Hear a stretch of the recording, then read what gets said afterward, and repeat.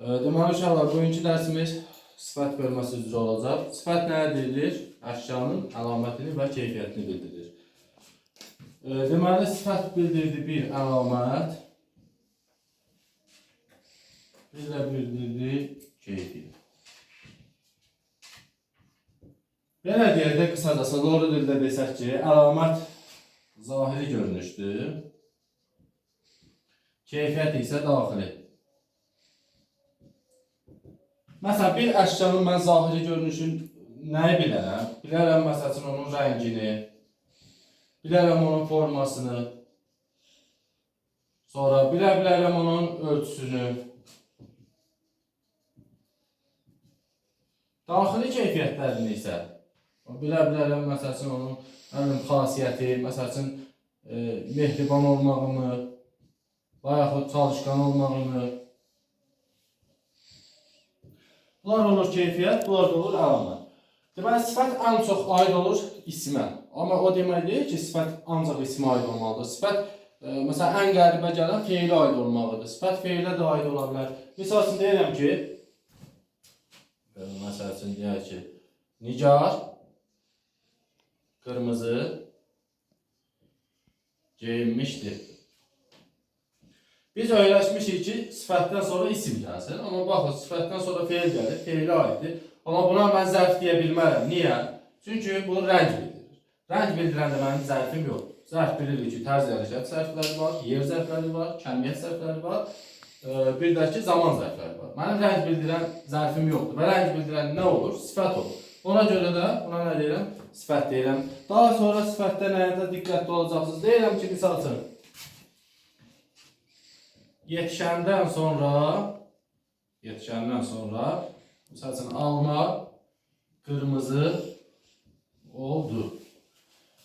Belə bir cümlə yazacaq ki, deməli, misal üçün, belə bir sual düşür. Cümlədə sifət işləri.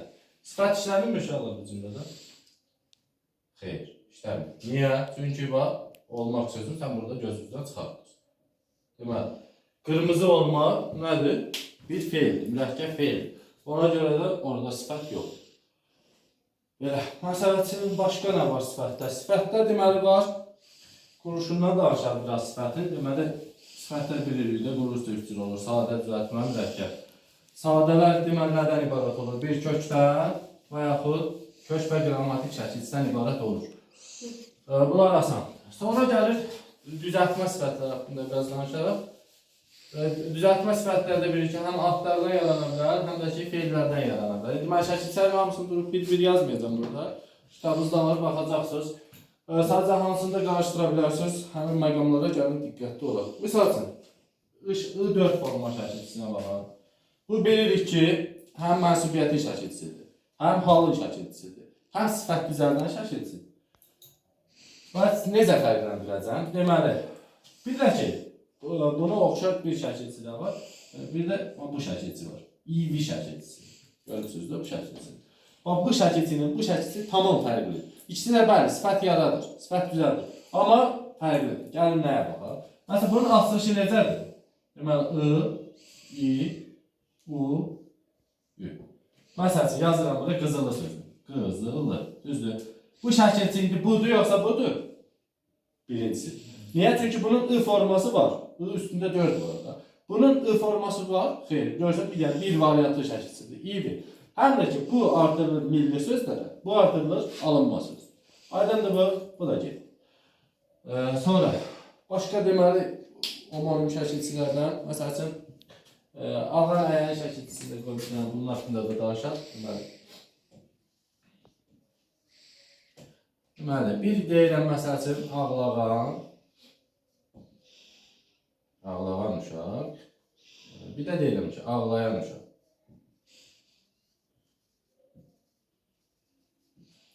İkisi də bir-birinə bənzəyir, ikisi də hansı sualına cavab verə bilir və bəzən də qarışdırılır bunlar. Bunları qarışdırmamaq üçün nə edirsən?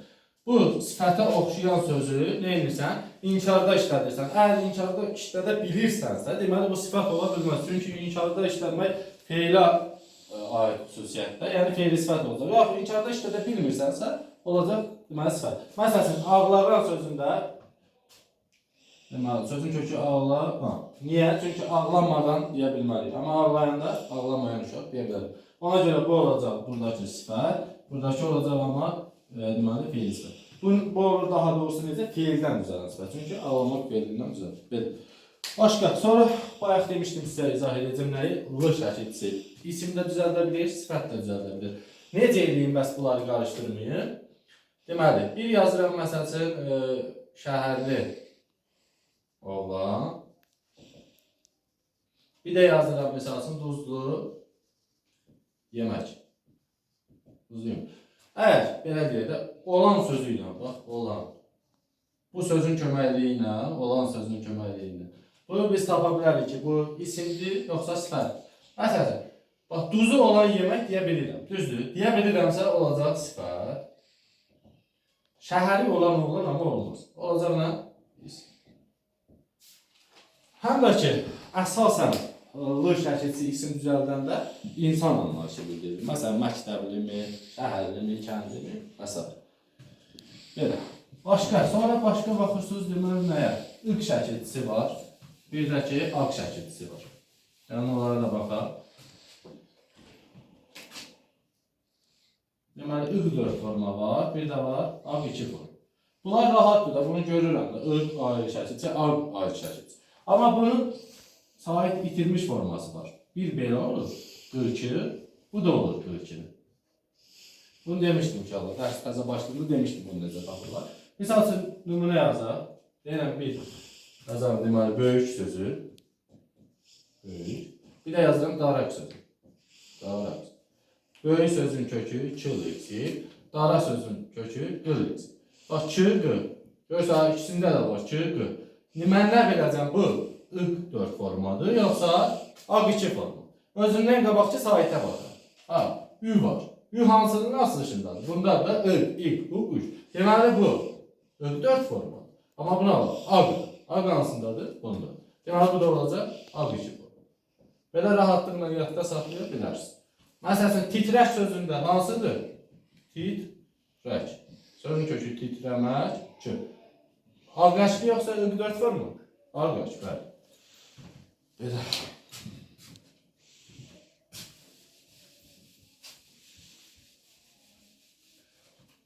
Sonra danışırıq nədən? Danışaq 2 və Dakıdan. 2 və Dakı şəkilçilər. Deməli, bax, bunlar harada gördünüz? Bundan yaranan sifətləri harada gördünüz? Bunlar heç bir dərəcədə işlənə bilməz. Yalnız olacaq adi dərəcədə. Yəni, azaltma və çoxaltma dərəcəsində bunları işlənə bilməzsiniz. Və üstəlik buna nə sualın veririk? Sifətin hansı sualın veririk? Yəni, buna necə nəcür sualın veririk? Beləcə, yalnız nəyi? Hansı sualın? Bu da belə. Bir də ki, bu iki şəkilçisi diqqətli olun. Yəni, tək sifət düzəlmir. Bəli, daşı ancaq və ancaq sifət düzəldir. Yəni, bunun başqa variantı yoxdur. Amma iki şəkilçisi bəzən isim də düzəldə bilər. Bəs onu necə tapıram? Əgər, diqqətli olun, bax, kökün üzərinə artırılıbsa, olacaq sifət. Yox, əgər kökdən sonra qrammatik şəkilçisi var, bax, üstünə artırılıbsa, olacaq isim. Məsəl, deyirəm ki, məsələn, indiki. İndi sözün kökü. Ki oldu leksik. Hansına aiddir? Sifətə. Bir də deyirəm, məsəl üçün, bizimki. Bizimki. Biz sözün kökü. İm oldu qrammatik şəkilçisi. Yarı şəkilçisi. Ki oldu leksik. Deməli, burada olacaq isim. Bunu diqqətli olun. Yolcuzdan çıxar. Sonra, keçək sifətin dərəcələrinə. Mürəkkəb sifətlərdən də danışmıraq. Keçən dəfə ismi izah edəndə demişdim sizə. Mürəkkəb sifətlərdə isim kimi iki cür yazılır. Hansılar idi? Bir deməli, bitişik yazılan sifətlər var. Bir də ki, defislə yazılan sifətlər var. Ayrı yazılan mürəkkəb sifətimiz yoxdur. Eynilə isimdə olduğu kimi. Deməli, keçək sifətin dərəcələrinə. Sifətin dərəcələrində bilirik ki, 3 dənədir. Adi, azaltma, çoxaltma. Burada nələrə diqqət eləmək lazımdır? Onların yaranma yollarına diqqət eləmək lazımdır. Deməli, adi dərəcə bilir ki, heç bir xüsusi şəkilçisi yoxdur, heç bir şəkilçinin köməkliyi yaranmır. Amma azaltma və çoxaltma dərəcəsi bunlardan fərqli olaraq nə edir? İki yolla yaranır. Bir var morfoloji yol. Morfoloji, yəni şəkilçi. Bir də var Sintaktik yox. Sintaktik. Bu da olur, yəni qısacası sözləri köməkliyi. İndi azaltma dərəcəsində birinci danışaq. Azaltma dərəcəsində yaranır nə ilə? Sol, şın, ımtıl, ümral, qrək və s. Bunlar şəkilçilər. Bir də sözlərin köməkliyi yaranır. Məsələn, az, ala, açıq, təhər, kəm və s. Bu sözlərin də köməkliyi nə yaranır? Deməli, azaltma dərəcəsi yaranır. Diqqət edin burada nə uşaqlar? Deməli, məsəl üçün, açıq sözü. Açıq sözün verib bax beləcə. Açıq, məsəl üçün, sarı. Bilirik ki, bu sarı adi dərəcədə idi. Azaltdı bunu elədi açıqsa. Amma məsəl üçün, götürüb bura. Açıq aydın və yaxud açıq aşkar kimi ifadələr yazır. Bunu sizə azaltma dərəcəli sifət kimi təqdim eləsələr, bu səhvdir.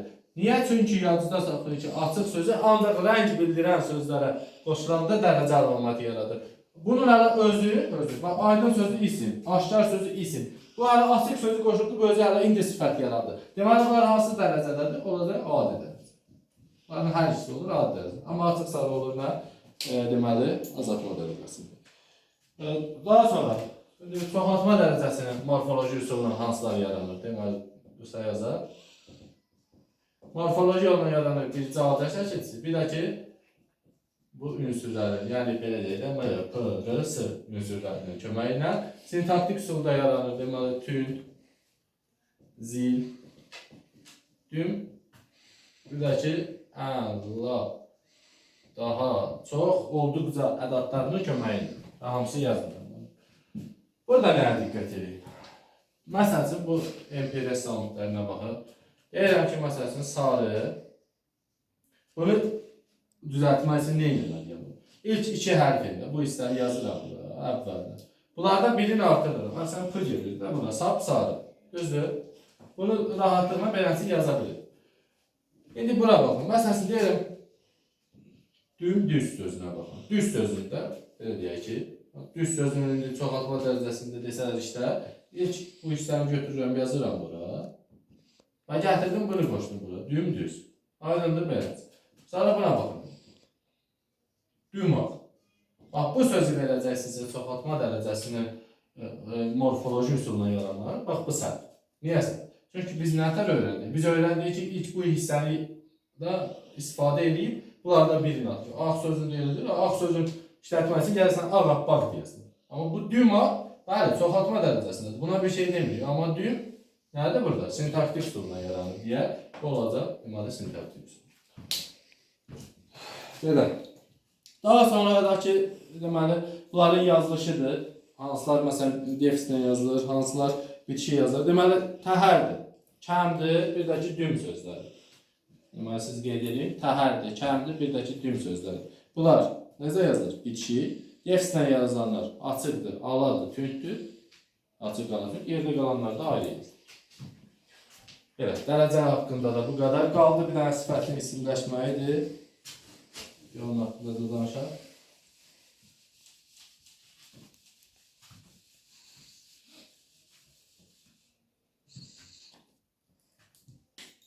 Deməli, sifət də say kimi nə edir? İsimləşə bilir. İsimləşərkən nə edir? İsmi xüsusiyyətlərini daşıyır. İsmi xüsusiyyətləri hansılar idi? Mənsubiyyətə görə dəyişməkdir, hala görə dəyişməkdir, şəxs əvvəlli şəkilçisi qəbul eləməkdir, daha sonra cəmdə işlənməkdir və s. Bir də sifət isimləşərkən, məsələn, deyirəm ki, qoca kişi güclə yeriyirdi.